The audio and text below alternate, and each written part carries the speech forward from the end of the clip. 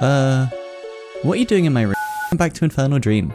After some massive gains last episode, getting 3 new skill cubes to my name and a healthy dose of the divine, I unlocked my new favourite boss. With those grinds over, I'm a little aimless, so I've been grinding Slayer and having a great time doing it. Let's talk about the focus of today's video, the alchemical. Let's go. Welcome to the alchemical Hydra, the final Slayer monster unlock. I've been keen to try the Hydra basically since it came out, but being that I've only just reached this point in the game with 100 days played, it's taken me a little while to get here. I've always been a late bloomer. This is basically the perfect time to unlock Hydra. I didn't realise just how unbelievable the money was from it, but in the space of just this task I've made over 20 mil. This is great since I need a lot of money right now to fund, something important. Oh, yeah, like construction. I need to get a max house eventually, and that's not a cheap thing to accomplish. Difficult. Has 4 phases to go through, shown by the Hydra's colour and how many heads it's missing. Each phase has a special attack, and through the whole fight the Hydra will attack with range or mage, alternating every 3 attacks. Each phase, the Hydra needs to be lured onto one of the 3 vents to make it vulnerable to attacks. The first special attack is a poisonous spit, which is easy enough to dodge by just running away, incredibly mechanically intensive. The second is a cluster of lightning bolts that are easy enough to dodge by just running away, incredibly mechanically intensive. Third special attack sees the Hydra go to the centre of the room to spray fire, boxing the player in. It will then spit fire in a trail following the player, but with some crafty movement, we can confuse the Hydra and he'll just stand there. Final phase, and then we're in for some juicy loot. The Hydra now switches between mage and range each attack. The special attack is the same as the first phase, so just a quick step to the left, a swift kick in the ribs, and the Hydra's dead. The average Hydra kill is worth 162k, and it shows. It's no wonder that I've fallen in love with this boss, to the point where I've basically stopped doing anything else in the game. Wait. What am I forgetting? Ah, right. That. I'm Gilgadane. I've set out to take on the Inferno and reach max level in every skill. It's time to achieve my infernal dream.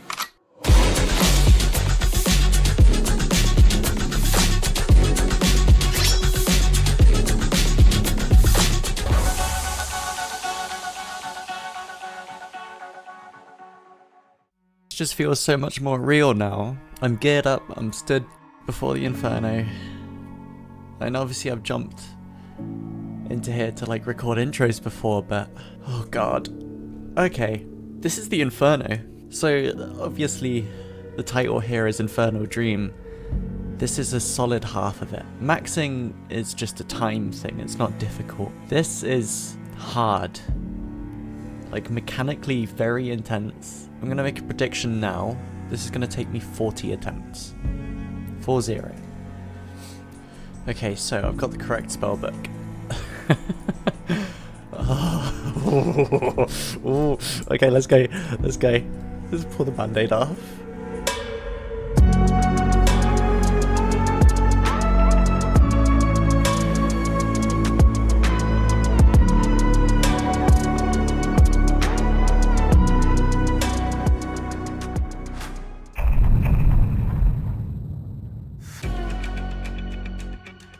Welcome to the Inferno.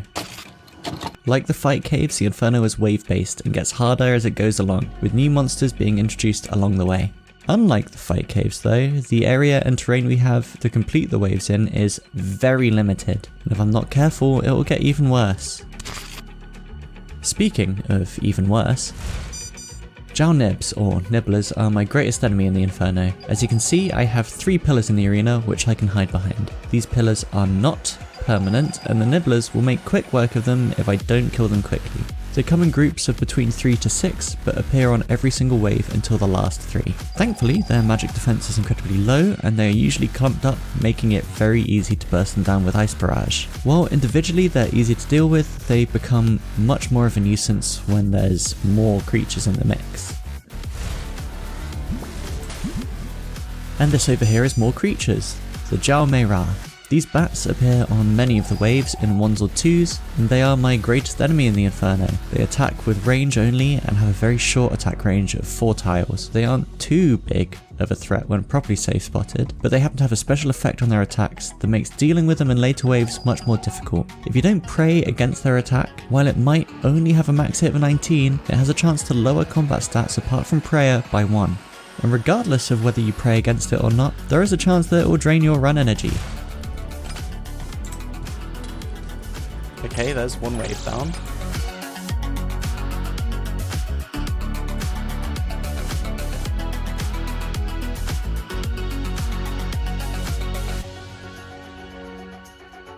On wave 3, we just get 6 nibblers, and this signifies that in the next wave, we'll get a new enemy. Okay, so I think next is the blob. This puddle of fuck is a Jalak, or a blob. These are my greatest enemy in the Inferno, and I really mean that. When people say that prayer flicking is basically mandatory to completing the Inferno, it's almost entirely because of this little fucker. The blob will attack with either mage or range depending on what you're praying. If you pray range, it'll attack with mage, so you gotta switch between them on a count of 3. And if you miss a tick, it's a potential max hit of 29. Dealing with them alone is bad enough, without everything else to worry about. To make matters worse, when a blob dies it splits into 3 smaller blobs. Each blob attacks with one of the 3 attack styles, and hits way harder than you'd expect.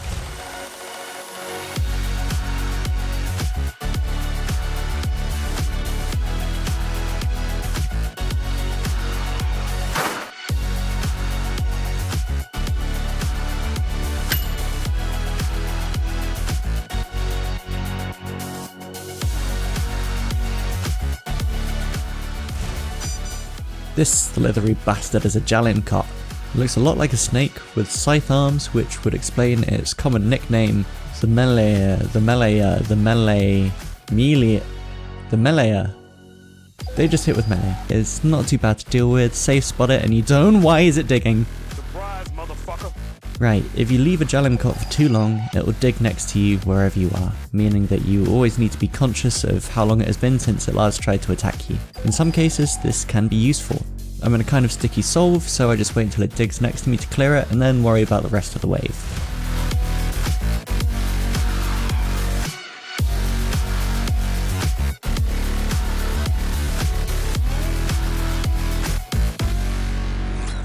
Ah, there it is. Wave 15 for the first attempt. Wave 15 for my very first attempt at the Inferno. I'm pretty bad at following guides until I have a feel for something, so I guess this is about as good as I can expect for the first try. I'm not bummed about it, but it is only 15 out of 69. Best I can do now is take another shot.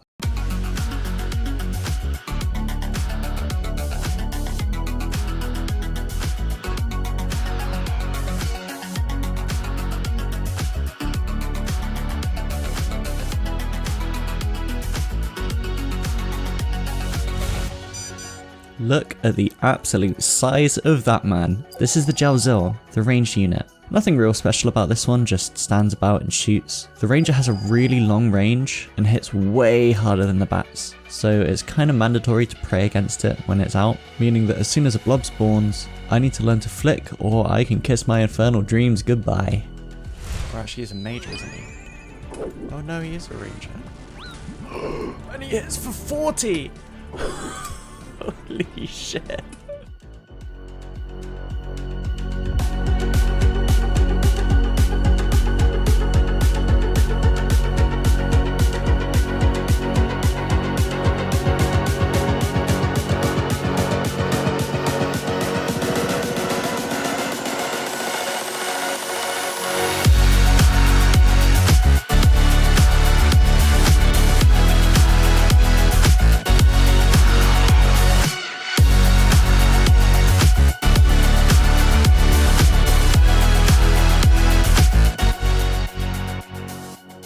Getting more than double my wave count on my second attempt is pretty spiriting, I'm not gonna lie. Fills me with confidence for what's to come. I mean, if I got this far on my second attempt, you know, suck before 10? If I want to get to wave 31 and beyond, I need to get really good at dealing with the blobs at the same time as rangers and bats. Guess I'll just have to keep trying. Remember this guy? Oh, I'm so sorry. This is my friend Shady. And for some reason, after this happened... What the fuck? The back-to-back 20s. He decided he was going to take an extended break from the game and wanted to lend me some gear. In total, he's lent me a meager amount of 750 mil. Fucking hell. Which is kind of insane. Even though it's not mine, looking at my bank value now is one hell of a trip. Decals are 80 mil? Fucking hell. Oh, actually, very first order of business. Right. Thank you very much for giving me all of this stuff. I'm getting a Dex Prayer Scroll.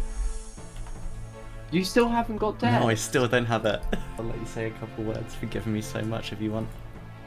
Oh, for fuck's sake. I've got to You think don't have to. now. You don't have to. No, you know what would have been better if you were just recording this whole thing and then I wouldn't have had to think about what to say and then you could have used this as the clip. Do you want to know what's great? You're recorded and you can use this as the clip. Fucking this is brilliant. This is brilliant. I'm going to try making as much as I can before I need to return this. I've promised 50 mil on top of what he gave me.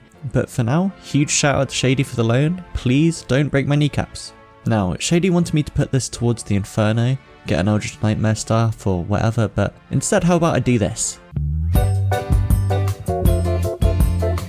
I'm spending it all on crafting. Didn't think I'd stop this shit for the Inferno, huh? This is one of those skillionaires where I just sit at the bank for a couple hours and smash it out. Getting around 320k XP per hour meant that this one really sped by. Up to this point, I've been really lucky with the timings of certain skillionaires, and in this case, it gave me more time to focus on the Inferno, which reminds me there's a mil XP I should get back.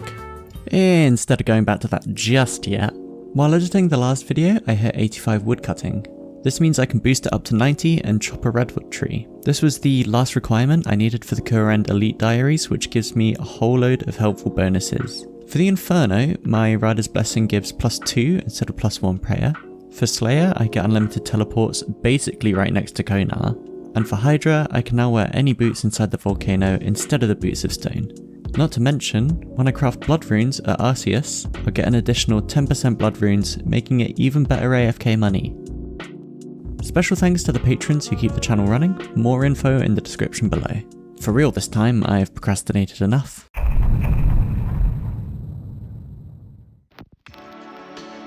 Back to the grindstone now with a little extra gear.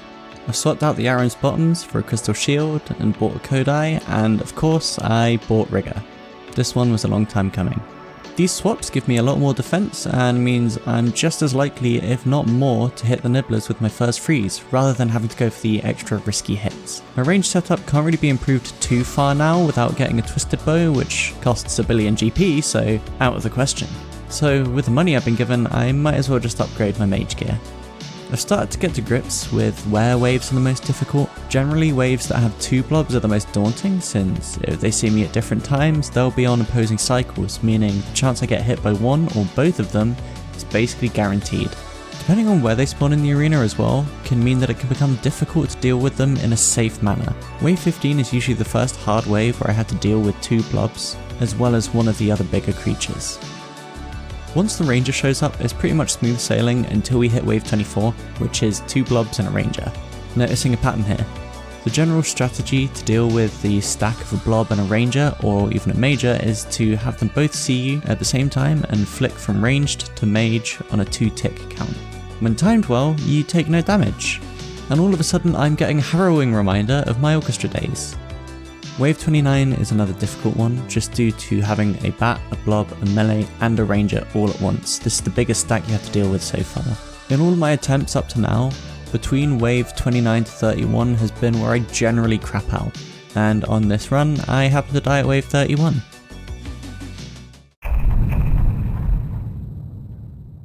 The 8th attempt is no different. Wave 31 is becoming some almost insurmountable hill at this point. I usually start chugging through my supplies by this point, but I'm improving and that's becoming less of an issue. I just need to climb over that final hill and then I'll finally be on the hard part of the waves.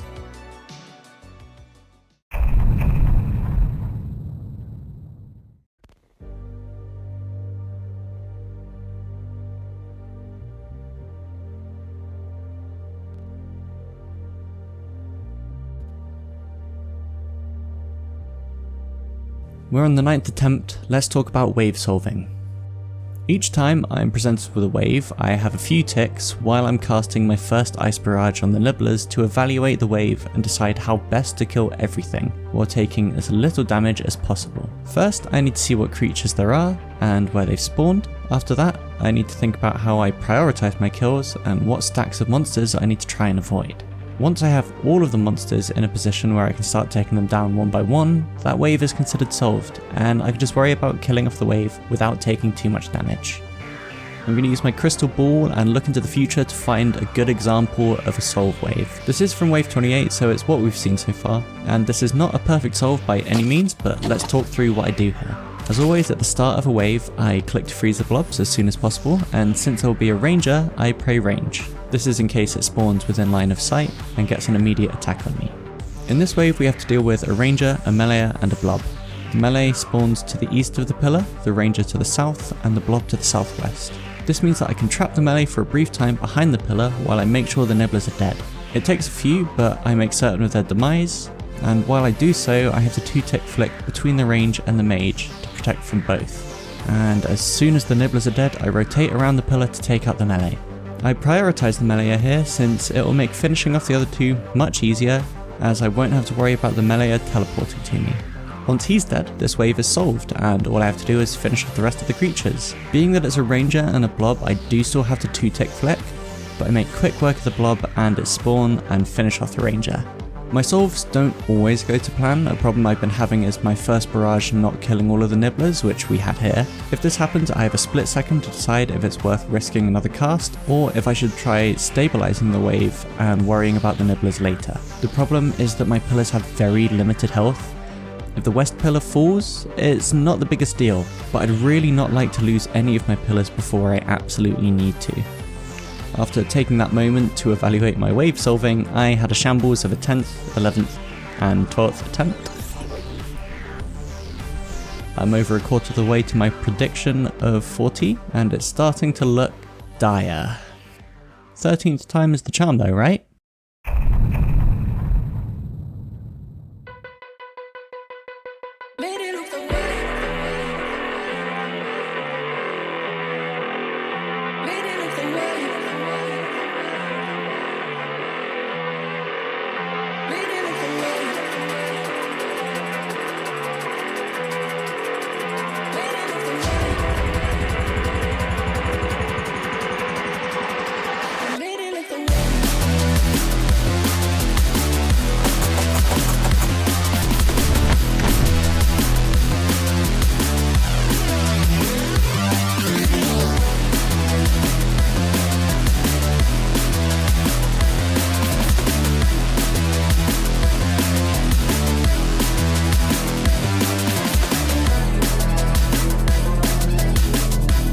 Wave 31 has been broken.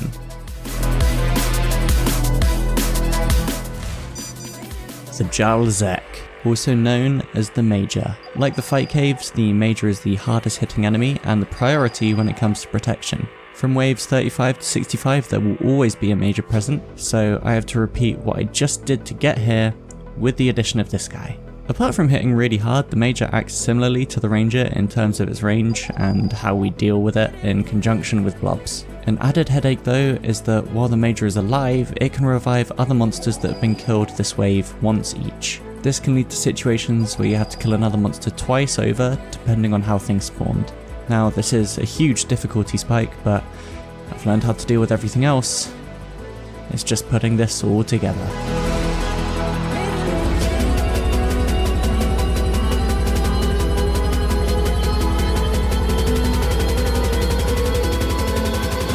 Wave 38.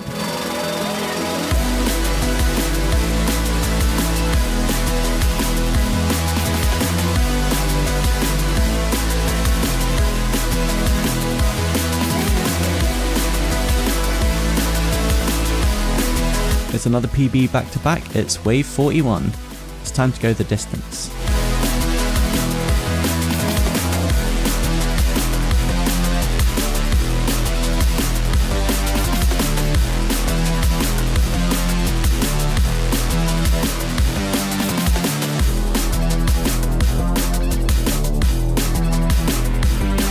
be at wave 45.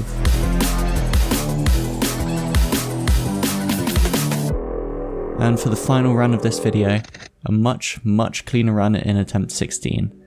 I got all the way to wave 46, getting to the major waves really consistently now. I've cleaned up everything that was holding me back before. I just need to solve cleaner and faster, which will come with experience. Maybe I can get it in 40 attempts. Now that I'm fully acquainted with all the friends I'll be getting close to in the Inferno, it's time to grind it out until I become a master at solving the waves and getting to the final 3 consistently. Next time, I'll get my hands on an Infernal cape. At time of recording, I'm just shy of 1,000 subs. A massive thank you to each and every one of you for helping me get this far. My goal for 2023 was to reach 1,000, and now that I'm basically there 6 months in, how about 2k by Christmas? If you enjoyed the video, remember to subscribe and consider signing up to the Patreon, where you can join patrons like Maya at the Max Cape tier, or Charlie, 92 Tagada and Mugi-cha at the Infernal tier. Link below for the details. Supporting the Patreon helps keep the channel running and gives you an inside look at the process behind the videos. Welcome to the very end credits. Thanks for watching all the way. I'll be real with you, I'm kind of out of insightful shit to say. I started this tradition without really knowing where I was going with it. Maybe that's insightful in itself. You never know where you'll end up until you start something. You can sit around dreaming all day, but you'll never make those dreams a reality if you never try. Go out there and make that dream happen. Unless it's like smacking ice cream out of people's hands, in which case get some fucking help. That's kind of messed up.